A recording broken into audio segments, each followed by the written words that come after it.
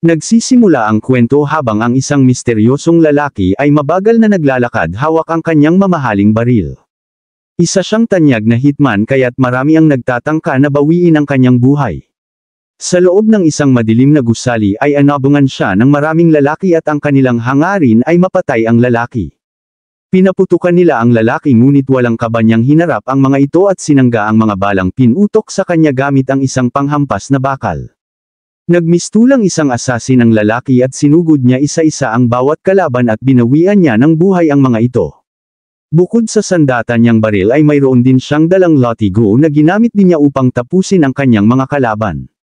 Nagpatuloy lang siya at inasinta ang bawat kalaban na gustong pumatay sa kanya. Hindi nakapagtimpi ang mga lalaki kaya't pinaulanan nila ng mga bala ang lalaki.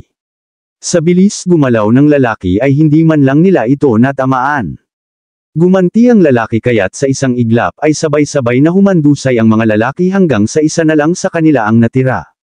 Litong-lito ang natirang lalaki at hindi alam kung nasaan ang dakilang hitman. Siya ang bida sa ating kwento. Siya si Taro Sakamoto. Kinatatakutan siya ng lahat ng grupo ng mga gangster. Tinitingala rin siya ng bawat hitman sa kanilang lugar hanggang sa isang araw habang namimili sa isang convenience store ay nainlove siya sa babaeng cashier nito. Ikinasal silang dalawa hanggang sa magkaroon na rin ng anak at simula noon ay nagretiro na rin siya sa kanyang trabaho at sa paglipas ng panahon ay lumaki at tumaba na rin ang katawan nito. Kinalimutan na nga talaga ni Sakamoto ang dati niyang trabaho at nagtayo na lang siya ng isang tindahan upang maging bago niyang pagkakaabalahan. Isang lalaki na may dilaw na buhok ang ipinakita at gusto siyang makita at makausap nito. Sa loob ng tindahan ay may isang makulit na bata ang nakikipag-usap sa kanya. Naglalaro ito ng larwang pana at tina-target nito ang isang target na ginuhit niya sa pinto ng tindahan. Nagmintes ang pana ng bata kaya't pinulot niya ito sa sahig ngunit pagpulot niya nito ay pagbukas naman ng kanyang bag at pagkabagsak naman ng isang bottled ink.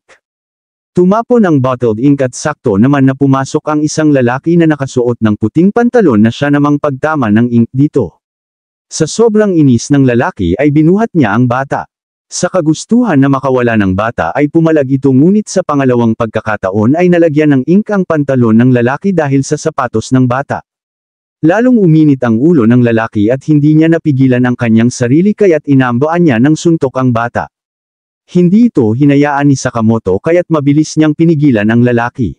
Hindi na rin pumalag ang lalaki sa ginawa ni Sakamoto kaya't lumabas na rin ito ng tindahan. Makalipas ang sandali ay biglang nagsalita ang misteryosong lalaki na nakapasok na pala sa loob ng tindahan.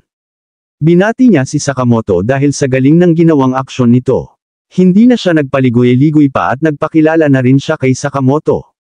Nagpakilala siya bilang si Shin. Isa rin siyang hitman at dati siyang katrabaho ni Sakamoto.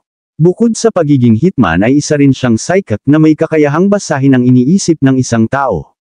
Lumabas sila upang doon mag-usap habang kumakain sila ng cup noodles. Sinabi ni Shin na nabalitaan niyang tumigil na nga sa pagiging hitman si Sakamoto at nagtayo na lang ito ng isang tindahan. Hinikayat niya si Sakamoto na muling bumalik sa dati nilang trabaho. Hindi ito gaanong pinansin ni Sakamoto at pabulong na sinabi na wala na siyang balak balikan ang dati niyang trabaho. Kumuha ng sigarilyo si Shin upang magpausok ng yusi ngunit sa isang iglap ay bigla itong nahati sa dalawa. Si Sakamoto ang may gawa nun habang hawak niya ang isang cutter sabay turo sa isang signage sa kanyang likod na nakasulat ang mga salitang, "No smoking." Nagulantang si Shin sa ginawa ni Sakamoto dahil sa bilis ng kamay nito. Biglang natigil ang kanilang pag-uusap nang may isang matandang lalaki ang tumawag kay Sakamoto at humihingi ito ng pabor dito. Nagpunta sila sa bahay ng matanda at nagpapatulong ito kay Sakamoto na gupitin ang mga lagpas na dahon sa malaki niyang puno. Ginawa ni Sakamoto ang nais ng matanda at kahit na mataba na ito ay inakyat niya ang puno at pinaggugupit ang mga dahon nito. Sunod ay isang babae naman ang nagpatulong sa kanya na magpakain ng kanyang anak dahil ayaw kumain nito. Sunod naman ay nilapitan siya ng dalawang bata at nagpatulong na gawing dalawa ang bola na kanilang nilalaro. Dahil sa mga ginawa ni Sakamoto ay napagtanto ni Shin na ginagawa niya lang ang mga bagay na yun upang mapagtakpan ang tunay niyang pagkatao. Matapos itong sabihin ay umalis na rin si Shin at nagtungo na siya sa sinasakyan niyang kotse. Naalala niya na 5 taon na din ang nakakalipas buhat nang huli silang magkita ni Sakamoto. Sinabi niya na lumaki man ang katawan nito ay hindi pa rin naaalis ang pagiging maangas at pagkaastig nito. Biglang tumunog ang kanyang cellphone dahil tumawag ang kanyang boss. Tinanong ng kanyang boss kung napapayag niyang bumalik sa kanilang grupo si Sakamoto ngunit tumanggi siya rito. Sunod na itinanong ng boss kung pinatay na ba niya si Sakamoto. Muling tumanggi si Shin at sinabi na wala naman na itong dapat ikabahala dahil malaki na ang itinaba ng katawan nito. Sinabi ng boss ni Shin na ipinagbabawal sa kanilang grupo ang pagtiwalag dito ngunit nilabag ito ni Sakamoto kaya't karapat-dapat lang na mawala na ito sa mundo. Sinigawan si Shin ng kanyang boss kaya't pinatay na niya ang tawag nito. Kinagabihan ay naalala ni Shin ang pinagsamahan nila ni Sakamoto. Nag-isip siyang mabuti hanggang tumayo siya at nilapitan ang baril na kanyang gamit. Naisip niya na walang ibang makakagawa sa pinagagawa ng kanyang boss kaya't buo na ang desisyon niya na patayin si Sakamoto. Kinabukasan ay bumalik sa tindahan si Shin. Nakita siya ng asawa ni Sakamoto kaya't binati siya nito ngunit hindi niya ito pinansin. Humingi siya ng paumanhin sa mga bata dahil sa kaguluhang magaganap at pagkatapos ay inilabas niya ang kanyang baril na mayroong silencer. Tahimik at walang tao sa grocery store nang pumasok si Shin. Kasalukuyan namang nagbabasa ng dyaryo si Sakamoto habang kumakain ng candy nang makita niya ito. Binati niya si Sakamoto at sinabi na lilisanin na niya ang bayan kaya't kailangan na niyang tapusin ang kanyang misyon doon. Walang pag-aalinlangan na itinutok ni Shin ang kanyang baril kay Sakamoto at pinaputok niya ito. Mabilis namang iniluwa ni Sakamoto ang candy na kanyang kinakain at ginamit niya ito upang gawing pananggalang sa bala ng baril ni Shin. Lumihis ang bala ng baril at hindi man lang natinag si Sakamoto. Naghagis ng isang ice cream na nakastick si Sakamoto at sa isang iglap ay bigla itong nawala. Sinubukan siyang hanapin ni Shin ngunit nakapagtago ito kaagad. Muling naghagis ng item si Sakamoto kaya't inakala ni Shin na nandoon ito. Sinundan ni Shin ang pinagmula ng ingay habang si Sakamoto naman ay naghahanda para sa isang malakas na pagbato ng isa na namang candy gamit ang isang goma. Nakahinto lang si Shin at nang mapagtanto niya na tina-target siya ni Sakamoto ay bigla itong tumakbo at maswerte naman niyang naiwasan ang mga ibinato nito. Bigla siyang tumalon hanggang makita niya si Sakamoto. Puputukan na sana niya ulit ito ngunit binato ulit siya ni Sakamoto ng isang item gamit naman ang isang custard cream puff. Tumayo siya upang lapitan si Sakamoto ngunit nawala na naman ito dahil nakapunta na pala ito sa kanyang likuran. Papalagpas sana si Shin ngunit gamit ang isang napakalakas na sipa mula kay Sakamoto ay tumilapon si Shin hanggang sa napapikit na lang ito at tuluyang nang nawalan ng malay. Pagkagising ni Shin ay nakahiga na siya sa isang kama. Binati siya ng anak at asawa ni Sakamoto dahil naka-recover na ito. Sa hapagkainan ay isinama nilang pamilya si Shin upang makisali sa kanilang pagkain. Bago kumain ay nagdasal muna sila. Iniisip ni Shin kung bakit ginagawa ito ni Sakamoto gayong pinagtangkaan niya ang buhay nito. Tiningnan niya ang mga pagkaing nakahain at inisip na baka mayroon lason ang mga ito. Hindi siya nagdalawang isip na kainin ito dahil immune naman ang kanyang katawan sa mga poison. Pagkasubo niya ng pagkain ay nagulat siya dahil sa lasa at sarap ng pagkaluto nito. Hindi niya malaman kung ano ang kanyang nararamdaman nang kainin niya ang pagkain na iyon at nasabi niya sa kanyang sarili na noon lang niya naranasan ang ganoong kagaan na pakiramdam. Biglang na-realize ni Shin na kaya itinatago ni Sakamoto ang pagkatao nito ay dahil masaya na itong kapiling ang kanyang pamilya at ayaw na rin itong gumulo pa ang kanyang buhay. Pagkatapos kumain ay lumabas na rin silang dalawa ni Sakamoto. Nahihiyang nagpasalamat si Shin kay Sakamoto dahil sa masarap na hapunan na inihanda nito. Aalis na sana siya nang biglang ituro sa kanya ni Sakamoto ang isa na namang signage na nakadikit sa kanyang tindahan na nagsasabing, "Thank you, please come back again." Hindi na lang niya ito pinansin at nagpatuloy na rin siya sa kanyang pag-alis. Nagtungo si Shin sa kuta ng kanyang grupo at nakipagkita sa kanyang boss. Kinausap siya ng kanyang boss at sinabi na nadismaya ito sa kanyang naging misyon dahil pumalpak ito na patayin si Sakamoto. Biglang lumuhad si Shin at nagmakaawa sa kanyang boss at humiling na hayaan na lang nila na mabuhay si Sakamoto. Biglang nagtawanan ang kanyang mga kasama nang sabihin niya iyon. Itinanong ng kanyang boss kung bakit niya nasabi iyon. Sinabi ni Shin na may asawa at anak na si Sakamoto at masaya na rin ang kanilang pamilya. Tumanggi pa rin ang boss at sinabi na nilabag ni Sakamoto ang kauna-unahang batas sa kanilang grupo at tinalikuran din ito ang kanyang mga responsibilidad. Muling nagsalita si Shin at sinabi na handa niyang ialay ang kanyang buhay, huwag lang nilang patayin si Sakamoto. Sinabi ng boss na kung yun ang nais si Shin ay pagbibigyan niya ito, ngunit nagsisinungaling lang ang boss nang sabihin niya ito. Dahil sa isang psychic si Shin ay nabasa niya ang iniisip ng kanyang boss na hindi nito tutuparin ang kanyang pangako, kaya't itinutok niya ang kanyang baril dito. Napagtanto ng boss na nabasa ni Shin ang laman ng kanyang isip, kaya tumakbo siya at inutos sa kanyang mga tauhan na patayin ito.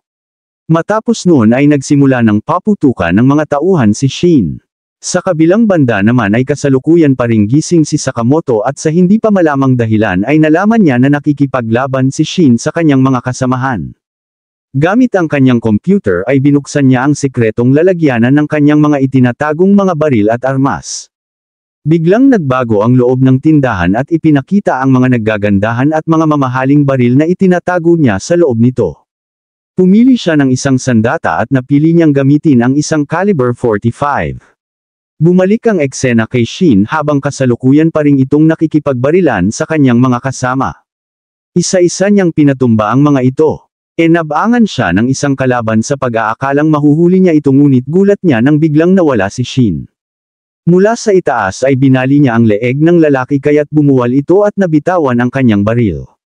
Isang lalaki naman mula sa itaas ang may dala ng bazooka at nasaktuhan niya na nakatalikod si Shin. Sinipat niya si Shin, ngunit mabilis na nakapag-react si Shin kaya't naiwasan niya ito.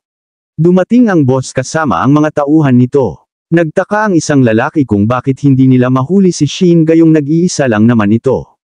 Ipinaliwanag ng boss na isang psychic si Shin na kayang bumasa ng iniisip ng isang tao, kaya't binalaan niya ang mga ito na huwag lalapit dito. Nagpatuloy sila sa pagtugis kay Shin, ngunit sadyang mailap si Shin. Nagtago si Shin sa isang sulok at nakita niya na isang magazine na lang ang natitira sa kanya, kaya't umisip siya ng paraan kung paano makakalabas doon. Lumabas siya sa kanyang tinataguan at biglang tumalon, ngunit sa kasamaang palad ay tinamaan siya ng bala sa kanyang hita. Wala nang nagawa si Shin dahil napaligiran na siya ng tatlo niyang mga kasamahan habang nakatutok sa kanya ang mga baril nito. Buong akala niya ay katapusan na ng kanyang buhay, ngunit biglang pumasok sa eksena si Sakamoto at gamit ang baril na kanyang napili ay sabay-sabay niyang kinuryente ang tatlong lalaki. Hindi makapaniwala si Shin na sinundan pala siya ni Sakamoto. Nakita ng boss ang pagdating ni Sakamoto kaya't inutos niya sa mga tauhan na patayin ito. Sinugod si Sakamoto ng mga tauhan habang si Sakamoto ay naglabas ng isang chopstick at inihanda ang sarili para sa isang madugong laban. Sinalubong ni Sakamoto ang mga lalaki at ibinalibag gamit ang lakas nito. Isang lalaki ang nagpaputok sa kanya ng baril, ngunit naharang niya ang mga bala nito gamit ang hawak niyang chopstick. Pinuntahan niya ang lalaki at itinilapon ito. Isang lalaki ang sumugod sa kanya gamit ang isang espada, ngunit mabilis lang din niya itong naiwasan. Sinipa niya ito at tumilapon din sa malayo. Pinaulanan siya ng bala ng dalawang lalaki, ngunit sinanggalang niya ito. Hinagisan niya ng dalawang lapis ang dalawang lalaki kaya't bumagsak na rin ang mga ito. Inubos niya ang mga tauhan gamit ang kanyang bilis at abilidad sa pakikipaglaban. Tatlo na lang ang natira sa kanyang mga kaharap at kasama na din doon ang kanilang boss. Naglabas ng dalawang kutsilyo si Sakamoto kaya't pinaputukan siya ng pinaputukan ng tatlo. Sa bilis kumilos ni Sakamoto ay hindi man lang siya tinamaan nito. Sinugod niya ang tatlo at hiniwa ang baril na hawak ng boss. Natulala na lang ang boss. Sinunggaban ni Sakamoto ang tatlo kaya't sabay-sabay na nagsibagsak ang mga ito at doon na din natapos ang laban. Nakatulala lang na pinanood ni Shin ang mga ginawa ni Sakamoto habang labis ulit ang naging paghanga niya dito. Tinanong ni Shin si Sakamoto kung paano siya nasundan nito. Pinulot ni Sakamoto ang baril na gamit ni Shin at ikinasa ito. Bumagsak sa baril ang isang device at doon napagtanto ni Shin na iniligay pala ni Sakamoto ang isang GPS device matapos ang kanilang naging laban. Nagpasalamat si Shin sa ginawa ni Sakamoto at magpapaalam na sana siya rito nang bigla siyang hagisan ng isang apron ni Sakamoto. Sinabi ni Sakamoto na sasahuran niya ng 800 yen si Shin kada oras at babayaran din niya ito ng extra tuwing siya ay mag-o-overtime. Natulala na lang si Shin nang marinig niya iyon. Kinabukasan ay nagsimula ng magtrabaho si Shin sa grocery store ni Sakamoto. Pagdating ng anak at asawa ni Sakamoto ay binati nila si Shin at sinabi na bagay sa kanya ang apron na kanyang suot-suot. Nilapitan siya ng bata at niyakap siya nito. Isang matanda ang naghahanap ng bibili niyang item kaya't nilapitan niya ito at ibinigay ang item na hindi niya makita. Nabasa ni Shin ang iniisip ng matanda kaya't nagpasalamat sa kanya ang matanda. Dumating din doon ang makulit na batang lalaki at inaaya niya si Shin na makipaglaro dito ngunit tumanggi si Shin. Tinanong ng bata kung masaya ba siya sa bago niyang trabaho. Sinabi ni Shin na di hamak na mas maganda ang trabaho niya ngayon kumpara sa nakaraan niyang trabaho. Tinanong ng bata kung ano ang dati nitong trabaho. Biglang nagsalita si Sakamoto at sinabi na papatayin niya ito kung sasabihin niya ang totoo. Nagulat si Shin kaya't sinabi niya sa bata na siya ay isang dating janitor at doon na nagsimula ang pagsasama ng dalawa bilang dating mga hitman at ngayon ay magkatrabaho na sa isang grocery store. Sa ikalawang kabanata ay kasalukuyang nag-uusap si Shin at Sakamoto. Biglang nabanggit ni Shin ang tungkol sa ginawang pagpatay ni Sakamoto sa nakaraang laban nito. Narinig ito ni Aoi kaya't bigla siyang napatingin kay Sakamoto. Tinanong niya si Sakamoto kung pumatay ba ito ng tao. Mabilis na tumanggi ito. Binyantaan ni Aoi si Sakamoto na magpa-file ito ng divorce kung lalabag ito sa family rule o kanilang naging kasunduan. Nagmistulang maamong tupa si Sakamoto at muling itinanggi ang mga paratang sa kanya ng kanyang asawa. Lumabas ang dalawa patungong Chinatown upang bumili ng makakain. Namangha si Shin sa kanyang mga nakita dahil unang beses niyang mapunta doon. Bumili ng tinapay si Sakamoto dahil paborito yun ng asawa at anak niya na si Aoi at Hana. Itatanong sana ni Shin ang tungkol sa family rule na nabanggit ni Aoi ngunit biglang tumalikod si Sakamoto at naglakad. Biglang nabasag ang bintana ng isang gusali at lumabas doon ang isang babae. Hindi na nakaiwas sa pagbagsak si Sakamoto kaya't nabagsakan siya nito. Tiningnan ni Sakamoto ang binili niyang tinapay ngunit nanlumo siya dahil nadumihan na ang mga ito. Biglang dumating ang mga armadong lalaki at ang pantiryado nila ay ang misteryosang babae. Ang pangalan niya ay Lu Xiaotang. Hinamon ng babae ang mga lalaki habang si Sakamoto naman ay nalulungkot dahil nadumihan ang mga tinapay na pasalubong sana niya sa kanyang mag-ina. Sinugod ng mga lalaki si Lu Xiaotang. Gumamit ng Tai Chi si Xiaotang kaya't hindi umubra sa kanya ang mga lalaki. Nagulat si Shin sa ginawa ni Xiaotang. Matapos noon ay sumugod ulit ang natira pang mga lalaki at pinaligiran siya ng mga ito. Sinubukang kuhanin ng mga lalaki si Xiaotang ngunit naitilapon lang niya ang mga ito nang walang kahirap-hirap. Hindi napansin ni Xiaotang ang isang lalaki sa kanyang likuran kaya't nahawakan siya nito hanggang sa hindi na siya makawala rito. Isang lalaki ang naglabas ng isang kutsilyo kaya't biglang nagulat si Xiaotang. Sinugod niya si Xiaotang upang saksakin ito ngunit sa isang iglap ay napigilan ito ni Sakamoto gamit ang isang kitchen tong sabay sira niya sa kutsilyong hawak nito. Mabilis na sinuntok ni Sakamoto ang lalaki habang hinambalos naman ni Shin ang lalaking may hawak kay Xiaotang sa ulo nito. Isang lalaki pa ang natira at inilabas na rin nito ang kanyang baril. Hindi nagpadaig si Xiaotang kaya't gamit ang isa na namang martial arts ay napatumba niya ang lalaki ng walang kahirap-hirap. Dahil sa ginawa ni Xiaotang ay doon na din natapos ang laban. Muling dumating ang mga lalaking may dalang mga baril at napagkamalan ng mga ito na kasamahan ni Xiaotang ang dalawa. Hindi na nila pinatulan ang mga ito at mabilis na silang nagtatakbo. Binaril sila ng mga lalaki ngunit wala nang nagawa pa ang mga ito. Sa sumunod na eksena ay ipinakita ang pinuno ng mga armadong lalaki. Siya ang CEO ng Dan Incorporation. Kasalukuyang nakaluhod ang isang lalaki at nagmamakaawa ito sa kanyang boss na patawarin sila nito dahil hindi nila nagawang hulihin si Xiaotang. Sa sobrang inis ng pinuno ay nahampan niya ng tungkod sa ulo ang lalaki ng paulit-ulit. Matapos noon ay inutusan niya ang lalaki na muling hanapin si Xiaotang at hulihin ito. Tumayo ang lalaki mula sa kanyang pagkakaluhod ngunit sa hindi inaasahan ay biglang napugot ang ulo nito. Isang lalaking kalbo na may espada ang may gawa noon kaya't nagulat ang iba pang lalaki na nandoon dahil sa kanyang ginawa. Dumating din ang isang lalaki na may mahaba namang buhok na kasamahan din ng kalbo. Kinausap sila ng pinuno at sinabi na kailangan nilang mahuli ang babae sa lalong madaling panahon dahil kailangan niyang makuha ang susi na hawak nito. Sa sumunod na eksena ay ipinakita ang tatlo habang tumatakbo ang mga ito sa bubong ng mga gusali. Doon ay napag-alaman nila Shin na nagmula si Xiaotang sa isang mafia family. Sinabi ni Xiaotang na ang susi na kanyang hawak ang matagal nang gustong kunin sa kanya ng mga lalaking humahabol sa kanya dahil sa mahiwagang vault na naiwan ng kanyang mga magulang. Sinabi rin niya na pinaka-iniingatan niya ang susing iyon dahil yun lamang ang tanging yaman na naiwan sa kanya ng kanyang nanay at tatay. Matapos sabihin yun ay magpapaalam na sana si Xiaotang ngunit bigla siyang tinanong ni Sakamoto kung marunong ba itong gumawa ng pork buns. Tumugon dito si Xiaotang. Nakipagkasundo si Sakamoto kay Xiaotang na handa niyang tulungan ito sa kanyang mga kalaban kapalit ng paggawa nito ng pork buns. Nagulat dito si Shin at Xiaotang. Sa isang iglap ay dumating ang dalawang mandirigma at pinuntirya nila kaagad si Sakamoto kaya't tumilapon ito sa kabilang gusali. Hindi ito inasahan ni Shin kaya't nag-alala siya sa nangyari kay Sakamoto.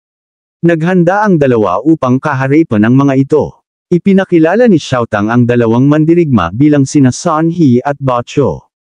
Ayon sa kanya ay tanyag na birador at mamamatay tao ang dalawa. Bilang koleksyon nila ay ginuguhit nila ang bawat larawan ng mga tao na kanilang napapatay.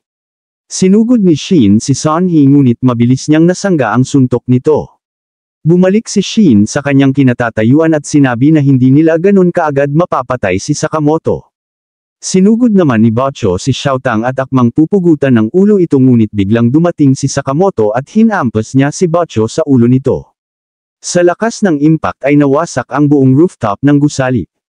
Hindi makapaniwala ang dalawa sa ginawa ni Sakamoto habang si Xiaotang naman ay gulat na gulat sa ginawa nito. Sinabi ni Sun He kay Xiaotang na isuko nito ang susi na kanyang hawak nang sa gayon ay mabigyan niya ito ng magandang pagkamatay. Nena si Xiaotang sa sinabi ni Sun He kaya't sinugod niya ito ngunit pinigilan siya ni Sakamoto. Napaupo sa sahig si Xiaotang dahil doon. Isang kutsilyo ang inihagis ni Sun He kay Xiaotang ngunit pinigilan niya ulit ito. Dahil doon ay dumugo ang kamay ni Sakamoto. Hindi makapaniwala si Xiaotang sa ginawa ni Sakamoto kaya't tinanong niya ito kung bakit niya ginawa iyon. Pagkatanong noon ay bumalik sa mga alaala ni Sakamoto ang nakaraan.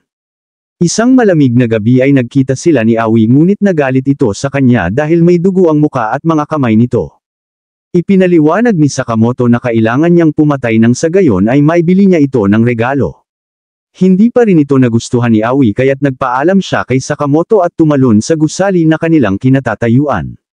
Mabilis na rumisponde si Sakamoto. Niyakap niya ng mahigpit si Aoi upang hindi ito masaktan hanggang sa bumagsak sila sa mga snow. Hinawakan ni Aoi ang mukha ni Sakamoto at may sinabi siya rito, "Kita muna, ayaw mong mawala ako sa piling mo dahil mahal mo ako. Ganun din ang mga taong pinapatay mo, gaya nila, may mga tao rin na nagmamahal sa kanila." Hinawakan ni Aoi ang mga kamay ni Sakamoto at gumawa ng isang pangako na mula sa araw na yun ay hindi na siya papatay ng kahit na sino. Sinabi niya na dapat nitong sundin ang kanilang family rule. Bukod pa doon ay sinabi rin ni Aoi na sa halip na pumatay ito ng mga tao ay tumulong na lamang ito sa mga tao na masigit na nangangailangan ng kanyang tulong. Halos tumulo ang luha ni Shin nang marinig niya ang kwento ni Sakamoto. Sinabi ni Sakamoto kay Shin na bawal na rin siyang pumatay mula ngayon. Matapos noon ay sinugod na ni Bacho si Sakamoto ngunit naiwasan siya nito at nasangga ang mga sumunod na pag-atake nito. Pinalitan siya ni Sun He ngunit hindi rin tumama ang kanyang mga pag-atake. Sunod noon ay inatake naman ni Bacho si Shin ngunit naiwasan lang din ito ni Shin at pinalagan din niya ito. Nagpatuloy lang ang pag-atake ni Sun He kay Sakamoto. Hinagisan niya ito ng mga kutsilyo ngunit sinalo lang ito ni Sakamoto gamit ang isa niyang kamay.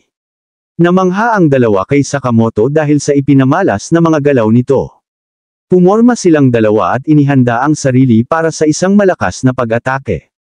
Tinawag nila ang atake na yung cast iron technique. Sabay nilang inatake si Sakamoto gamit ang kanilang mga sandata ng napakabilis. Iniwasan at nilaro lang ito ni Sakamoto. Matapos ang atake ay nagulat silang dalawa dahil hindi man lang nagalusan si Sakamoto. Muli silang pumorma at naghanda para sa isa na namang malakas na atake ngunit hindi na nakapagpigil si Sakamoto kaya't gamit ang isang kawali ay binutukan niya si Bacho. Sinugod siya ni Sun He ngunit gamit ulit ang koaling hawak niya ay sinira niya ang sandata nito. Nanlaki ang mga mata ni Sun He at hindi makapaniwala kung sino ba ang taong kanilang kaharap ngayon. Dahil wala ng sandata ay pinuntirya na lang niya si Xiaotang. Nilapitan niya ito ngunit pinigilan siya ni Shin gamit ang isang lubod at inihambalos niya ito papalayo. Sinundan siya ni Sakamoto at gamit ang isang refrigerator ay binuhat niya ito at ibinagsak kay Sun Hee. Hindi na nakalaban ang dalawa kaya't iginapos nila ang mga ito. Sa sumunod na eksena ay ipinakita ang CEO habang nakatayo ito sa mahiwagang vault na pag-aari ng mga magulang ni Xiaotang. Dumating sina Sakamoto at Shin at ipinakita nila sa pinuno sina Sun Hee at Bachio habang nakagapos ang mga ito. Hindi kilala ng pinuno ang dalawa kaya't tinanong niya kung sino ang mga ito. Kasalukuyan pang nagsasalita ang pinuno ng tutukan na siya ng kutsilyo ni Xiaotang sa leeg nito. Nanlata ang lalaki kaya't humingi siya ng patawad kay Xiaotang. Hindi siya pinakinggan ni Xiaotang at sinabihan niya ito na papatayin niya ito. Tumulo ang sipon ng pinuno dahil sa sobrang pagkatakot. Sa huli ay binugbog na lang ni Xiaotang ang lalaki at binigyan ng isang malakas na hagupit ito. Napagdesisyonan ni Xiaotang na wag na lang patayin ang lalaki. Matapos noon ay binuksan ni Xiaotang ang mahiwagang vault na naiwan sa kanya ng kanyang mga magulang. Pagbukas nila nito ay bumungad sa kanila ang mga alahas at nagkikinangang mga ginto. Bukod doon ay mayroon ding mga libro at iba't ibang mga materyales na naging koleksyon ng tatay ni Xiaotang ang naroon. Sa pag-ikot nila sa loob ay nakita ni Xiaotang ang isang liham. Nakapaloob sa liham na nag-iwan din ng isang wine ang kanyang tatay na maaari niyang inumin pagdating niya sa hustong gulang. Labis na nagalak si Xiaotang nang mabasa niya ito at sinabing sabay-sabay nilang iinumin ang alak bilang pasasalamat niya sa dalawa. Matapos noon ay pinagsaluhan nilang tatlo ang mga pork buns na binili ni Sakamoto. Bagaman napisak na ang mga ito ay inenjoy pa rin nila ang pagkain dito. Kinabukasan ay naging laman ng balita ang naganap na paglalaban ni Xiaotang at ng mga lalaking humahabol sa kanya. Pumasok sa grocery store si Sakamoto ngunit dumadaing ito kay Shin na may hangover ito. Sumunod na pumasok si Xiaotang ngunit nagulat si Shin dahil nakasuot din ito ng apron. Sinabi ni Xiaotang na wala rin siyang trabaho kaya't mamamasukan na rin siyang trabahador doon. Nagbangayan ang dalawa kaya't pinigil sila ni Sakamoto. Sinabi ni Shin kay Sakamoto na alam na nito ang family rule na sinasabi ni Aoi at naantig din ito sa kanilang nakaraan. Kinuha ni Sakamoto ang isang notebook at ipinakita ito kay Shin at Xiaotang. Nakasulat sa notebook ang mga salitang, Rule number 1, Do not kill people. Sinabi ni Sakamoto kay Shin na kung lalabag ito sa family rule ay papatayin niya ito. Sa sumunod na eksena ay ipinakita ang isang misteryosong grupo. Isang lalaki ang nagbaba ng mga papel sa lamesa at nakasulat sa papel na yun na isa ng wanted person si Sakamoto at ang patong sa ulo nito ay 1 bilyong yen. Pagdating ng kinabukasan, na-late si Xiaotang sa pagpasok sa grocery kaya't pinagalitan siya ni Shin. Bukod sa pagiging late nito ay pamali-mali din ang paglalagay nito ng mga items sa fridge kaya't muli siyang sinita ni Shin at sinabi na ayusin nito ang kanyang trabaho. Nagbangayan lang ang dalawa at hindi na din nakapagtimpi si Shin kaya't lumapit siya kay Sakamoto at sinabing kailangan na nilang paalisan sa grocery si Xiaotang.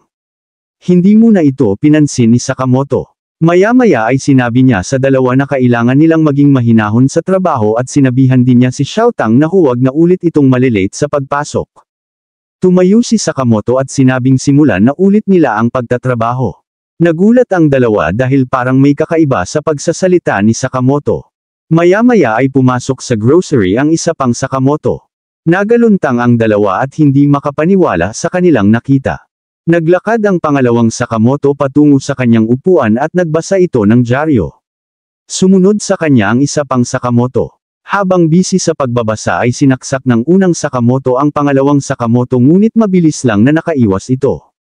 Sunod noon ay naglabas naman ito ng isang baril ngunit pumalag na ang pangalawang Sakamoto at gumamit ito ng isang cutter patungo sa leeg ng unang Sakamoto. Walang magawa ang dalawa kundi manood lamang habang pinapanood ang ginagawa ng dalawang Sakamoto. Makalipas ang ilang sandali ay nagbago ang anyo ng unang Sakamoto at ipinakita ang totoong itsura nito. Binati niya si Sakamoto dahil hindi nagbago ang mga galaw nito matapos ang hindi nila pagkikita ng matagal na panahon. Laking gulat ni Shin sa kakayahan ng lalaki at naguguluhan din siya dahil hindi niya mabasa ang mga iniisip nito. Tiningnan silang dalawa ng lalaki at pinagtawanan sila nito. Nenas sila sa ginawang pagtawa ng lalaki kaya't binigyan nila ito ng isang bukol. Nagpakilala sa kanila ang lalaki bilang si Nagumo. Sinabi rin niya na siya ay 18 years old at matagal na silang magkaibigan ni Sakamoto. Sinabi ni Sakamoto na isa ring hitman si Nagumo at binanggit na ito ay 27 years old na. Dahil sa kalokohan ni Nagumo ay nenas na naman sa kanya ang dalawa kaya't binigyan na naman nila ito ng isa pang bukol.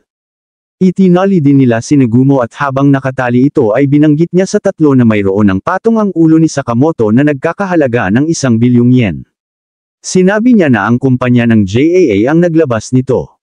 Sa kanilang pag-uusap ay biglang pumasok ang isang delivery boy na may daladalang pizza. Ibinaba niya ang pizza at sinabi kay Sakamoto ang halaga nito. Biglang kinutuban si Shin sa mga ikinilos ng delivery boy. Maya-maya ay inilabas ng boy ang dalawang matatalim na panghiwa ng pizza. Si Nagumo ang unang pinuntirya niya at sinabihan si Sakamoto na kalabanan siya nito habang busy ito sa pagkain ng pizza. Nakawala sa pagkakatali si Nagumo kaya't nahawakan niya sa leeg ang delivery boy. Hindi lubos maisip ni Shin kung paano ito nagawa ni Nagumo. Balak na sanang patayin ni Nagumo ang delivery boy ngunit bigla siyang pinigil ni Sakamoto kaya't binitiwan din niya ito. Matapos noon ay nagpaalam na din si Nagumo at binuhat na din niya sa labas ang delivery boy. Sinubukan siyang pigilan ni Shin ngunit paglabas nito ng grocery ay naglaho na ito. Sunod noon ay ipinakita ang misteryosong grupo habang pinanunood si Sakamoto gamit ang isang camera na nakalagay sa box ng pizza. Tauhan pala nila ang delivery boy. Nagsalita ang isang lalaki at sinabi na huwag nilang maliitin si Sakamoto. Sinabi rin niya na kailangan nila ng masinsinang pagpaplano upang matalo nila ito. Nagsalita ang lalaki na may gray na buhok at sinabi na 5 taon ng retiro si Sakamoto kaya't wala na raw binatbat ito. Sa gitna ng kanilang pag-uusap ay biglang nagsalita si Sakamoto at binyantaan niya ang grupo na itigil na ng mga ito ang pagmamasid sa kanya. Nagulat sila sa mga sinabi ni Sakamoto. Matapos noon ay binaril ni Sakamoto ang camera at doon na natapos ang eksena. Kinahapunan ay tinanong ni Shin kay Sakamoto kung totoo ba ang mga sinabi ni Nagumo. Nabahala siya dahil madami nang magtatangka sa buhay ni Sakamoto ngayon. Sinabi ni Sakamoto na hindi pa sila sigurado sa lahat kaya't kailangan muna nilang maging mahinahon. Biglang dumating si Hana at masayang binati si Sakamoto. Sinabi ni Aoi na maaga niyang ihahanda ang kanilang pananghalian dahil maglilibot sila kinabukasan. Kinabukasan ay nagpunta sila sa isang park. Sumakay sila sa Vikang at lubos itong inenjoy ni Aoi at Hana habang hilong-hilo naman ang tatlo dahil sa pag-ugoy-ugoy nito. Pagkatapos ay halos masuka si Xiaotang dahil sa pagkahilo. Sunod noon ay nag-aya ang mag-ina na mag-ikot-ikot sa loob ng park. Habang naglalakad ay sinabi ni Shin kay Xiaotang na ang trabaho nila sa mga oras na yun ay ang bantayan si Sakamoto. Sinabi ni Xiaotang na mahirap tukuyin kung sino ang mga kalaban nila dahil sa dami ng tao doon. Sinabi ni Shin na huwag nitong iikot ang kanyang paningin dahil kaya naman niyang basahin ang isip ng isang tao sa loob ng 30 meters radius. Biglang na-detect ni Shin na may kalaban na paparating kay Sakamoto kaya't sinabihan niya agad ito gamit ang isang device. Isang lalaking hitman na nagpanggap na janitor ang tinukoy ni Shin. Upang maaliw ang mag-ina ay inaya ito ni Xiaotang. Nagsalubong si Sakamoto at ang lalaki. Kinuha ng lalaki ang itinago nitong matulis na bagay at pinuntirya si Sakamoto. Kumuha naman ng isang ballpen si Sakamoto at inunahan ang lalaki sa dibdib nito kaya't hindi na nakapalag ang lalaki. Mabilis itong kinuha ni Shin at Xiaotang upang hindi ito mahalata ni Aoi. Dinala nila ang lalaki sa lugar na maraming puno. Habang nandoon ang dalawa ay nagmamasid pala sa kanila ang lalaking may gray na buhok gamit ang isang binocular. Naglakad na ulit ang dalawa patungo kina Sakamoto. Sa sumunod na eksena ay sumakay naman sila sa isang roller coaster. Sa pinakalikod na upuan sumakay si Shin at Xiaotang upang mabilis nilang makita kung mayroon mang kalaban ang malapit sa kanila. Sumakay din sa roller coaster ang lalaking may gray na buhok. Nakita ito ni Xiaotang kaya't sinabi niya kay Shin na mukha itong kainahinala. Itananggi ito ni Shin at sinabi na wala siyang nababasa na masama dito. Napagtanto ng lalaking may gray na buhok na pinaghihinalaan siya ni Xiaotang. Dahil doon ay nagulat si Shin at nabasa na rin niya ang masamang balak nito kay Sakamoto. Sinabi niya kaagad kay Sakamoto ang kanyang mga nakita. Naglabas ng baril ang lalaki at pinutukan si Sakamoto sa mata nito ngunit tumalsik lang ang bala nito. Nagulat ang lalaki dahil bulletproof pala ang salamin ni Sakamoto. Naglabas din ng baril si Shin at pinutukan ang suot niyang safety bar upang maalis ito. Tumalon sa roller coaster si Shin at anabangan ang muling pagdaan nito upang makalapit siya sa lalaking may gray na buhok. Matagumpay niyang nalapitan ang lalaki. Binaril din niya ang suot na safety bar nito at pagkatapos ay niyakap niya ito. Matapos noon ay kinuha niya ang lalaki at muli siyang tumalon sa roller coaster. Siniko siya ng lalaki kaya't tumilapon siya papalayo dito. Nagawa niyang makakapit sa isang bakal kaya't naiwasan niya ang pagkahulog sa ibaba. Sinabi sa kanya ng lalaki na tigilan na nito ang kanyang ginagawa dahil hindi daw siya mananalo dito. Hindi nagpadaig si Shin kaya't hinamon niya ng one-on-one ang lalaki. Biglang dumating ang roller coaster kaya't tumalon ng mataas si Shin upang maiwasan ito. Tumalon din ang lalaki. Habang nasa ere sila ay biglang naghagis ng dalawang patalim ang lalaki. Nagulat dito si Shin at alam niya sa sarili niya na hindi niya ito maiiwasan pareho. Iniwasan niya ang kutsilyo na tatama sa kanyang mata kaya tumama sa kanyang binti ang isa pang kutsilyo. Napaluhod na lang si Shin. Bukod doon ay bigla ring nagbago ang kanyang paningin. Napagtanto niya na nilagyan ng lalaki ng lason ang kutsilyo na inihagis nito. Sinabihan ng lalaki si Shin na mamamatay na ito. Tumayo si Shin at sinabi na huwag itong magpakampante dahil hindi pa doon natatapos ang lahat. Muling dumating ang roller coaster kaya't muli silang tumalon upang maiwasan ito. Kumapit si Shin sa safety bar ng coaster upang makuha niya ang lalaki. Doon nila ipinagpatuloy ang kanilang laban. Naglabas ulit ng kutsilyo ang lalaki at inatake si Shin ngunit naiwasan ito ni Shin. Napansin ni Shin na dehado siya sa laban na yun ngunit bigla niyang naalala si Hana kaya't biglang tumaas ang kumpiyansa niya sa sarili. Paulit-ulit siyang sinaksak ng lalaki ngunit naiiwasan niya itong lahat. Matapos noon ay kinuha niya ulit ang lalaki at tumalon papaalis sa roller coaster. Isang patimpalak ang nagaganap ng mga sandaling iyon at doon sila maswerteng bumagsak. Humanga ang lalaki kay Shin dahil tumagal ito sa kanilang laban. Sinuot naman ni Shin ang mascot ng Sugar Bunny sa patimpalak at muling hinamon ang lalaki para sa isa pang bakbakan. Hindi ito inatrasan ng lalaki kaya't naglabas ulit siya ng mga kutsilyo ngunit biglang sumugod si Shin at sinuntok siya sa mukha nito. Nagulat ang lalaki sa ginawa ni Shin habang ipinagpatuloy naman ng announcer ang patimpalak kahit hindi niya alam ang mga tunay na nangyayari. Biglang pumorma ang dalawa. Naunang sumugod ang lalaki hawak ang mga kutsilyo ngunit walang kahirap-hirap na naiiwasan lang ito ni Shin. Biglang nahawakan ni Shin ang kamay ng lalaki kaya't binigyan niya ito ng isang malakas na uppercut. Hindi mapagtanto ng lalaki kung paano tumitama si Shin gayong hindi naman accurate ang paningin nito. Sa pagkakataon na yun ay nandoon na din ang pamilya at pinapanood nila ang dalawa. Si Sakamoto naman ay nakafocus lamang habang pinapanood ang mga galaw ni Shin. Isang malakas na suntok na naman ang binigay ni Shin kaya't nagulat ulit ang lalaki. Muling sumugod ang lalaki at tinamaan nito ang bandang mata ng mascot at doon niya napagtanto na nakapikit pala si Shin habang umaatake. Hindi na pinatagal ni Shin ang laban at sinipa niya ng napakalakas ang lalaki kaya't tumilapon ito papalayo. Hiyawan ang mga tao dahil sa pagkapanalo ni Shin. Dahil sa magandang performance ni Shin ay nag-thumbs up sa kanya si Sakamoto. Masaya namang binawian ito ni Shin at doon na din natapos ang ikatlong kabanata.